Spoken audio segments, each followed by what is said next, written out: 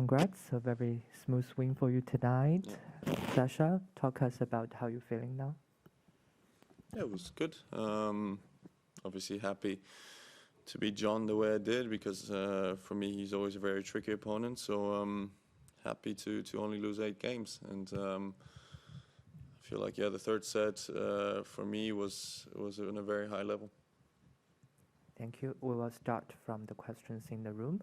Just a kind reminder, before your questions, please tell us your name and your publication. Thank you. Questions, please. Hi, I'm Tanya from Joy. Great win and great interview with Dylan. Yeah. Just wanted to ask, this gold medal is obviously one of the most precious things in the world to you, but you've left it in the hands of your brother, who you don't seem to think is too reliable. No, he's very reliable. I was just joking. He took it because I think I was coming from somewhere, I think US or something like that, and then he took it from Germany for a media appearance. That's why he had it. But yeah, his hands are very reliable. It's not lost or anything like that. It's also not scratched. When it travels, the gold medal, it's like packaged in like 3 T-shirts, like folded and in a very special manner that not one scratch gets on it. Any more questions in the room? For native questions, we will do it in the end. English questions first, okay? Okay, we will move online for the English questions. And our first question, Willie Weinbaum, ESPN. Your question, thank you. Hi. In your mind, with Novak not at the tournament, how would you assess who the best players in the world are on the men's side on the hard courts? And what do you think makes you so effective on hard courts? I mean, I think Novak is probably the best. No question about it. He's won the most. But I think, I've said this a lot before. I think Daniil has won incredible tournaments in the last few months, few years. So he's one of the best players on hard courts.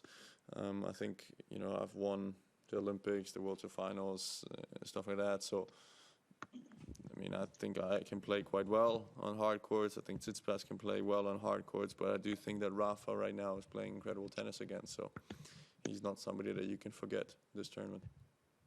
And the second part about you specifically, when you think about your game, what makes it so conducive to doing so well on hard courts? Yeah, but this question is, I've been doing okay on all surfaces except maybe grass. I've won 3 Masters titles on clay as well, won more on clay than I did on hard courts in that regards. So, it's movement orientated, it's shot orientated. I can still hit quite heavy these days. The hard courts maybe a bit slower than they used to be. But I wouldn't say that, I'm only good on hard courts. I think I can play all around. Thank you. And thank you. We'll go to Ibaldo Scanagata, Ubi Tennis. Your questions, thank you.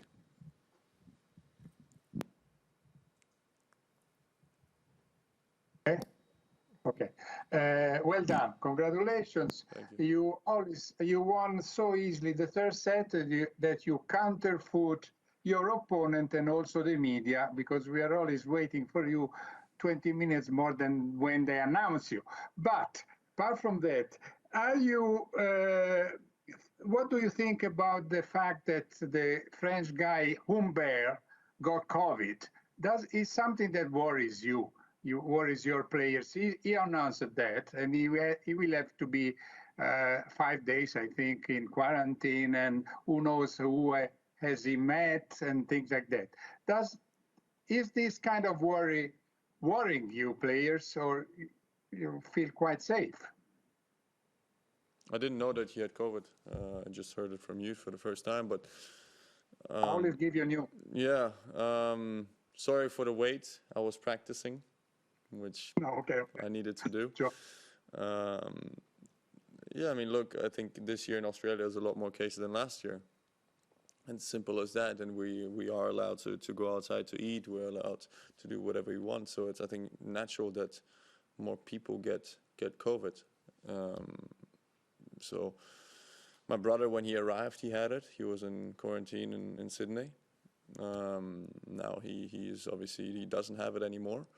But I think quite a few players had it when they arrived. Quite a few players, I think, have it now. We are not getting tested. So I think if we would get tested, there would be probably more positives than there are now, in a way. But I'm somebody, I'm here to play the tournament, and I understand that there's a lot of cases in Melbourne, there's a lot of cases in Australia all around, so I don't do much outside. I haven't been to any restaurants yet, I haven't been out, I haven't been anywhere but the hotel room and the court, so I'm kind of doing a bubble for myself, simply because I don't want to take any risks, and I want to give myself the best chance possible to do well here. And if I get COVID, then that's obviously not going to happen.